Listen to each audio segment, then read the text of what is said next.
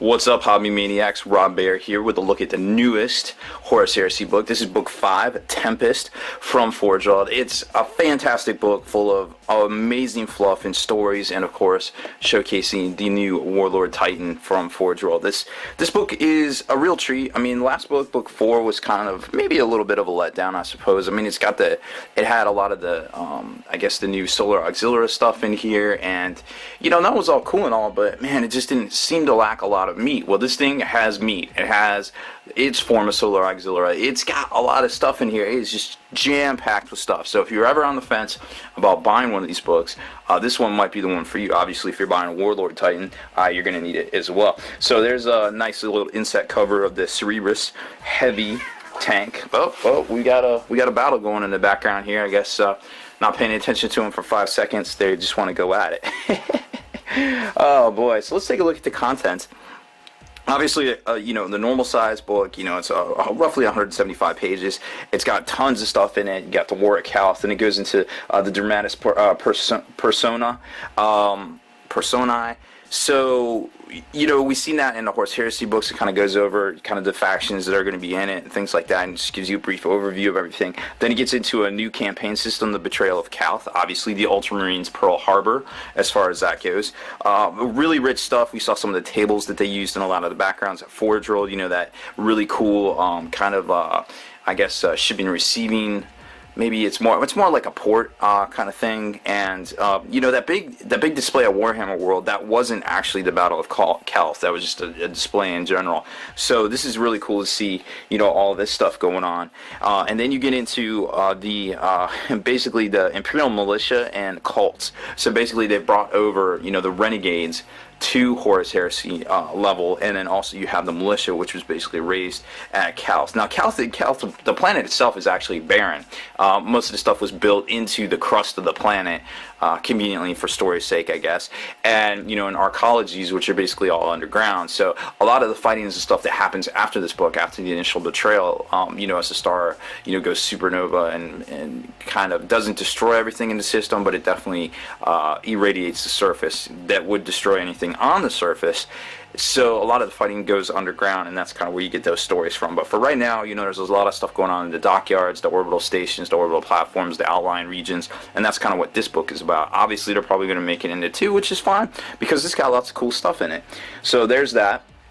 And then you get into the newest releases and this is, of course, the rules section. For the newest releases, you got the radio, the new Soulcar pattern Stormbird, which is really cool, the Xiphon, and then you get into the new Mechanicum units. We hadn't seen this Domitar class battle Automantia yet. Apparently they had some really cool kind of Thunderhammer-esque weaponry, and then of course the Thanatar variant, some other stuff we've seen already, and then the Ultramarines, the Word Bearers, of course some reprints on a few things. And of course they did change Logar, and they've updated his rules in here from when we first saw him originally, and then of course some of the other guys, High Chaplain Erebus, Core Patherons in here, and then you get into the Titan Legions, which of course guest appearance by the Warlord Titan. So let's kind of get right to it. There's lots of cool stuff. Obviously a very well laid out book, really cool stuff. There's a system and all that, all of that stuff there.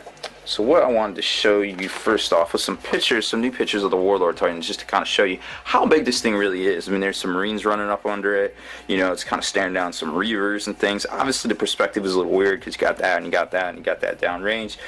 We all know it's a big mammoth jam, all right? So a really big model, and it looks exciting. So the epilogue basically catches you up on the story. Then you get into all of the major players in this, the Ultramarines, the Word Bearers, some of the new, the layouts, the heraldry and things like that. All of these things, some of the different factions, forces, Word Bearers, the Ashen Circle, which really rises to prominence in this book. Now, I haven't read through it all because obviously it's a large book, but I will, and I love these things. I love reading all these things. Then you get into the new Legio, the Titan Legion that's in here. More shots of the new Warlord Titan. Spectacular stuff. And then what else do I want to show you? Oh, so new Night House, of course. There he is, defending the dockyards. House Vorn here.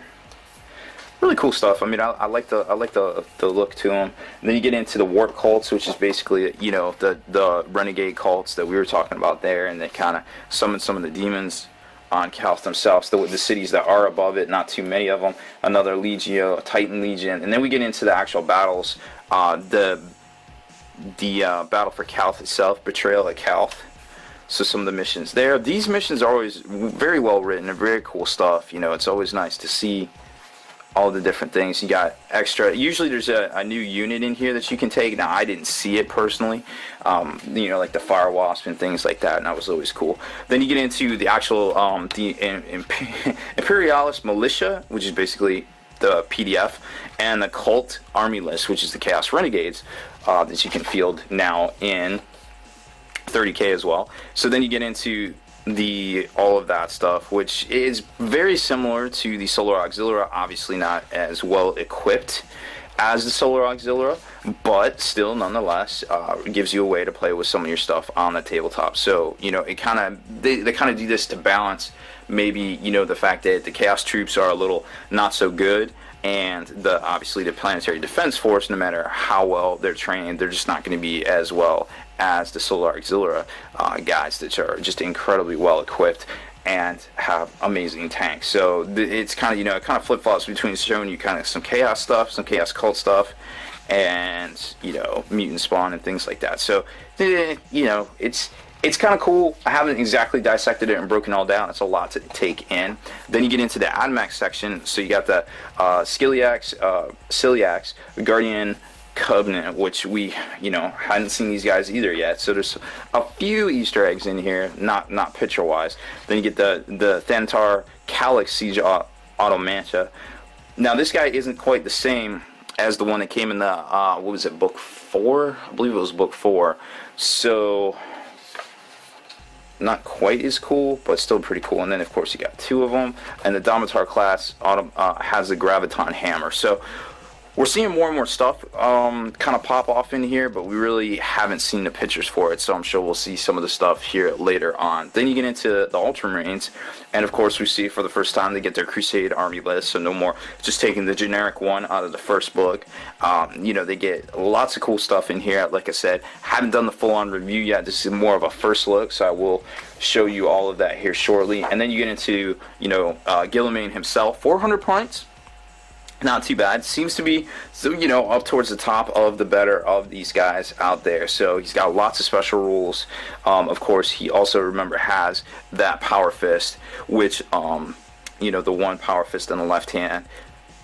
So he's got pretty cool stuff. You know, I haven't exactly formulated a lot of things. Then you got Captain Remus Venetus, of course, Remus and Romulus from, you know, Roma legend, of course, founding brothers of Rome, Damocles class Rhino, some Terminator specific, just a lot of specific squads to the Ultramarines themselves. We've seen the Serenian squad, I don't know how to say it, that basically has a lot to do with Sicarius in the future, you know, part of his heraldry, you know, 10,000 years in the future. And then you get into the Word Bearers, which we saw a lot of the same stuff already.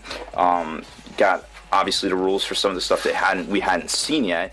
The Gal Vorbak, the Ashton Circle, already seen that. High Chaplain Erebus, got him. Corfan, you know, all these guys. The Crimson Apostle is new. He's got some pretty cool, interesting background. And then more and more newer stuff. And then you get to Logar himself. And like I said, they fixed his psychic powers because he was a little busted from 6th edition. So once you start digging through all of this, you finally get to the back where it has the Titans themselves. And of course, the Warlord, Big Daddy himself. Awesome looking. Love this guy. Then you get to, you know, we've seen the Warlord, or we've seen the Warhound, we've seen the Reaver, obviously, very cool stuff. And then boom, there he is, the Warlord Titan. Mr. 30 hull points, 2750 points himself.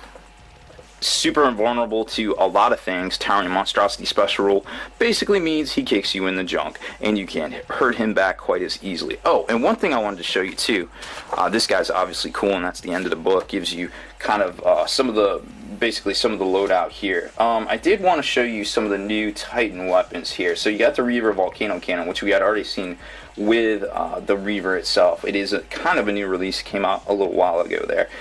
Where is the, let's see, the Reaver Laser Blaster, where is it?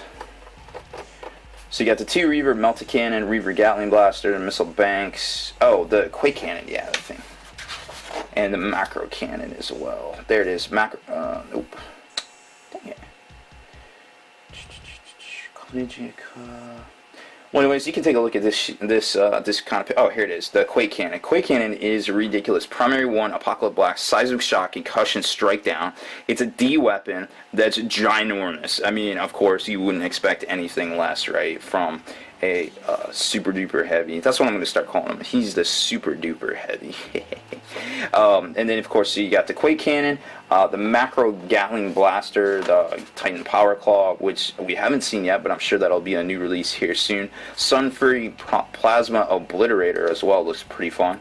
It's not quite it's super crazy, but it's got the Plasma Wave. And the Thanatar, actually, the new class of Thanatar has that as well. So, Plasma Wave, successful cover saves against the weapon attacks that always must be rerolled. Now, remember, that is always a problem for a lot of blast weapons, but it's really cool to see now that they have that special rule, because let me tell you what, when you have a blast weapon, digging people out of cover is really hard, but not so for this guy. One more thing I wanted to show you that I thought was pretty neat. Was in the front of this section here, front of the rules section, was the Stormbird. And man, I tell you what, this thing is what every Thunderhawk wishes it was. It is, you know, its stats are good, its protection is good, and I tell you what, if I'm going to spend $600 on a flyer that just seems, you know, just because it's cool looking, I would spend it on this guy and just say it's a freaking Thunderhawk. Because I mean, take a look at this. It projects its void shields out like a void shield generator. Really cool stuff. It's got pretty decent, you know, weapons itself. It can call in an orbital strike, unlimited D. It's like I said, it's got the dual void shield generator, 14, 13, 12, 11. It's a super heavy flyer, obviously, just like the Thunderhawk itself. Lots and lots of bonuses for 850 points. Not too bad. I like it. I definitely think it's cool, and they did a lot of work to kind of make it cool. It's got the Dread Strike missiles, Armored Ceramite, great stuff. I mean, obviously. Tons of weapons, tons of secondary weaponry, 5 turret-mounted twin-link las cannons.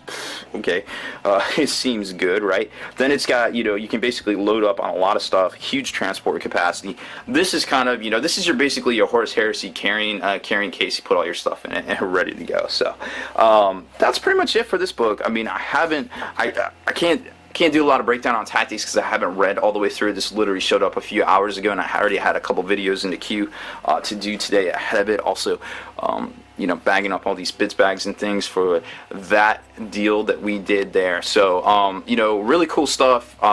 Great work by Forge World and Alan Bly out there. I mean, it's just fantastic stuff. They do such a good job, such a good rule set. It's all very balanced. I'm super excited. I cannot wait to throw down some Horus Heresy here in the near future. I got my Iron Warriors.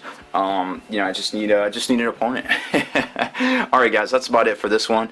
Make sure you subscribe to the channel if you haven't done so already. Check out the blog, spikybits.com. And also, head on over to the Long War. If you haven't checked out the Long War, it's the home of the battle reports. We got tons of exclusive content. So head on over there for early access videos and exclusive content. Become a veteran of the Long War today.